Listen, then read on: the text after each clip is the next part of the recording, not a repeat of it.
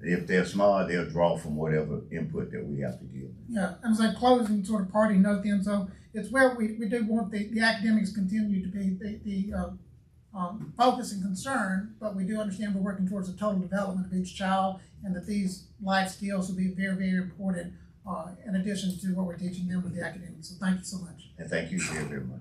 So we have a motion by Representative Morris and a second by Representative Gray. Any other discussion? All in favor say aye. Aye. Any opposed? The bill is given a favorable report. Thank you, Senator Smitherman. Thank you, Madam Chair, and thank you, members, very much. Y'all have a good evening. Next, I'm going to ask the clerk to call the last bill on there to respect Chairman Garrett for being here representing Senator Orr. Senate Bill 289 by Senator Orr. Thank you, Madam Chairman, Welcome. Committee. Good to be with you. I was a former member of this committee at one time, so I got kicked off. So Should have behaved better. Carrying this bill for Senator Orr, and I want to tell you a story before I tell this bill. You know, we have the opportunity as legislators to visit a lot of conferences and hear a lot of speakers and be exposed to a lot of wonderful people. And throughout my whole life, I've had that experience. But I don't think I've ever heard someone speak that made an impact on me more than a gentleman that some of you are going to remember, I think. We were at SRE meeting several years ago in Atlanta. And there was a young man named Malcolm Mitchell who spoke. And Malcolm was an African-American from South Georgia, had played football at the University of Georgia, had played with the New England Patriots. And Malcolm was just a very likable, unassuming, just likable guy, just connected with you. I would encourage you to go on YouTube. There's two videos on you can find Malcolm Mitchell, CBS On the Road. There's two series about it that tells his story.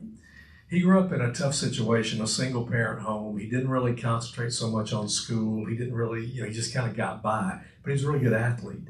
One of the top recruits at the University of Georgia recruited him to play football. He goes to the University of Georgia and he gets there and he just is shocked by what he sees. He says, why are all these people going to class? Why are these people so stressed about a class? He was in a class and there was a girl that got up and ran out of class crying. He said, what happened to her? He said, well, she made a B instead of an A on a paper. And this guy, when he got to Georgia, realized that he could only read at about a 7th grade level. He was not a reader. And he said, why does this matter? Because he said, nobody ever told me that school mattered. Nobody ever told me that reading mattered. Nobody ever told me that grades mattered. I didn't know this world out here existed. So he began to get really interested in realizing that the fact that he could not read was an impediment for what he wanted to accomplish. So he began to kind of on his own try to find ways to learn how to be a better reader. The story you'd see on YouTube is about, he goes to a bookstore in a Barnes & Noble, and he runs into a middle-aged white lady there, and she's looking, browsing the books, and they strike up a conversation, and she tells about it. She's in a book club. And he says, well, what's your book club? She said, well, we get her, we read book, we talk about the book. And he said, I'd like to come. She said, oh, no. She said, we're 50, 60-year-old women. You don't want to come to our book club. He said, no, I want to come. So he went. And the video shows him there in this book club, and he was there every week. And it was funny because they were reading a lot of chick flick books or whatever. I don't know what they read, but it was books that he said, books he would not have read, but he really got into it and he contributed. And what he said that nobody ever told me that reading was so important. Nobody ever told me that grades mattered. Nobody ever told me that graduating high school mattered. And I got to thinking about it. He made such an impact on me because I went home thinking, in my world, the world I grew up in, that was not the case.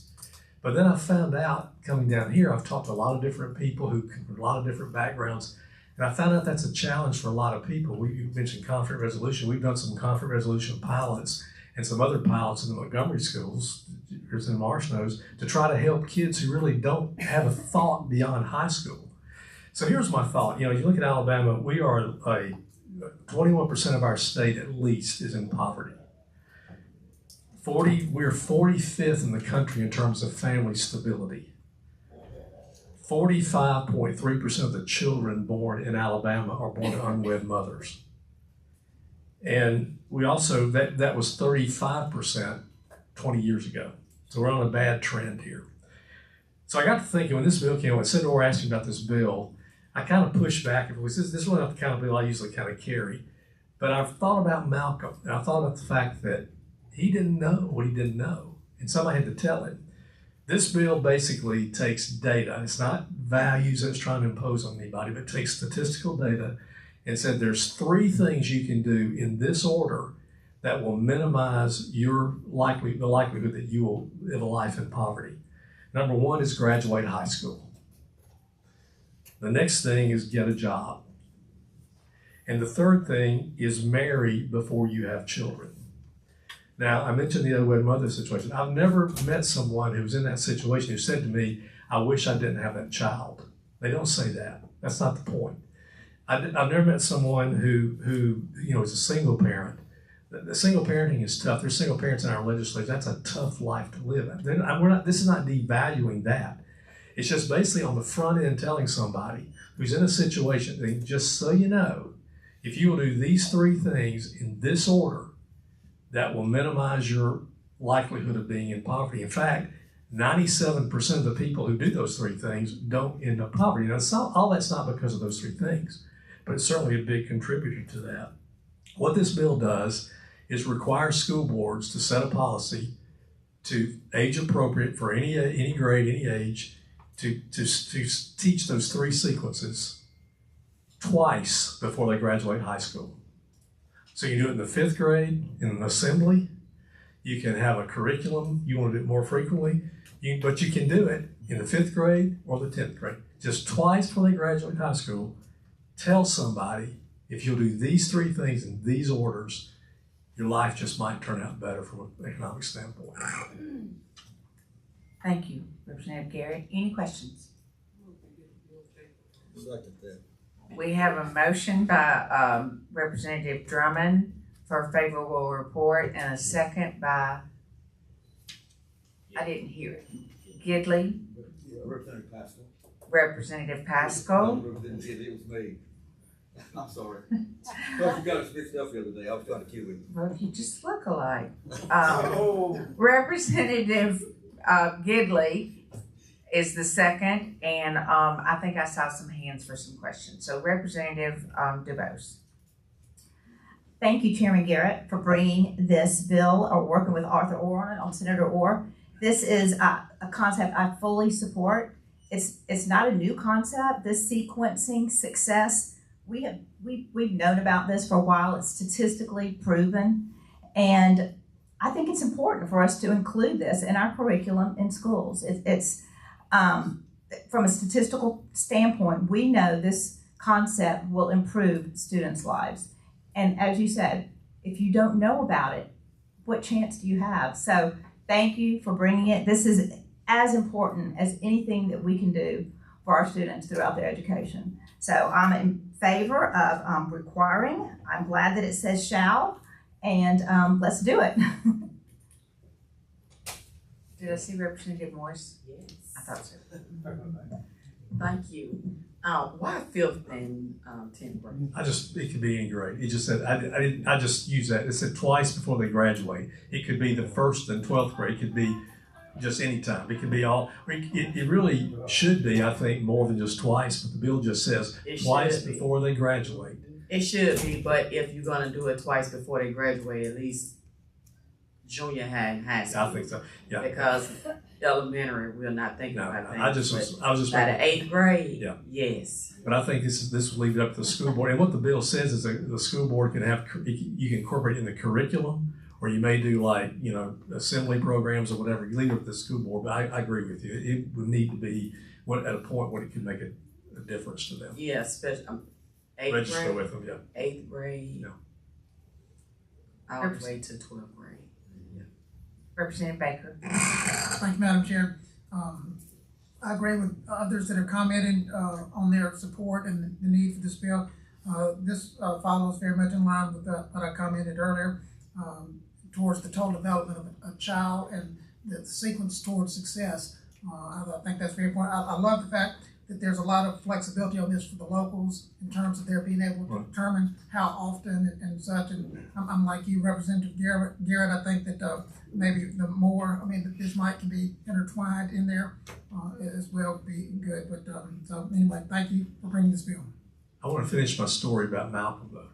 The first video talks about this book club. The second video reflects on the book club, but now talks about after he's been drafted, after he's made somebody, he was injured and had to leave football.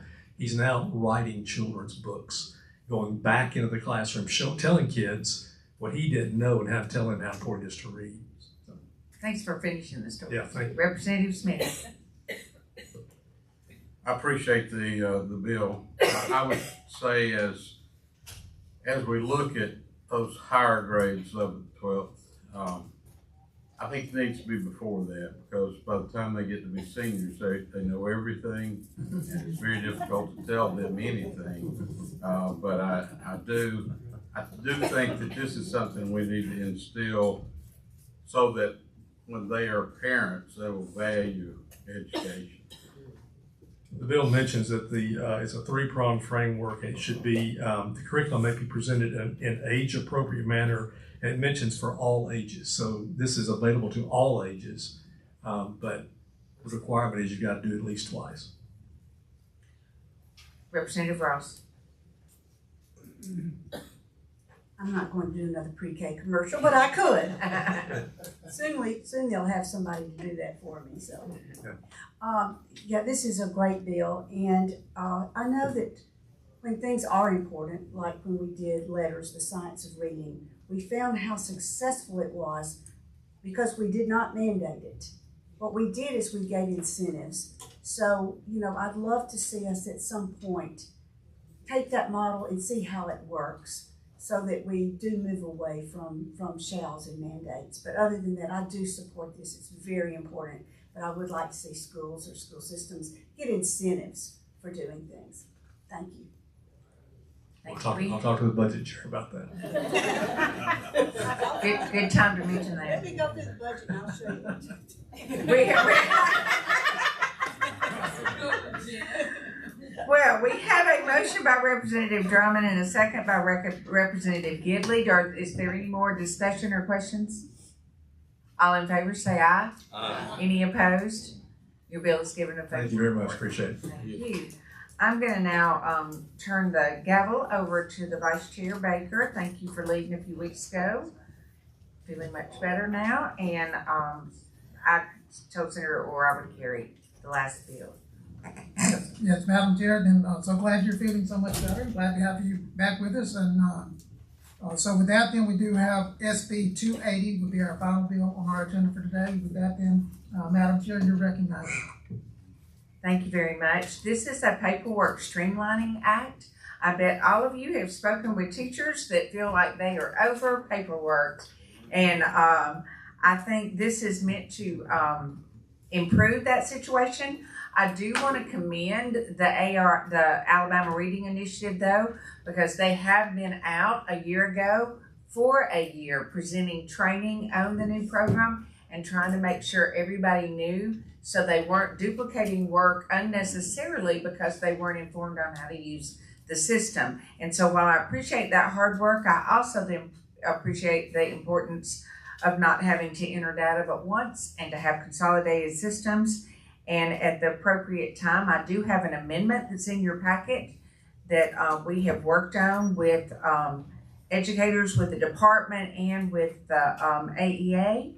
And so I would like to offer that amendment, if I may. All right, is there a motion? So moved. All right, we have a motion then, a second? Second. Second, okay. Just get that. All right. Any discussion? All right, all those in favor of adopting the amendment, say aye. Aye. Any opposed? With that, then, the amendment has been adopted. Madam Chair?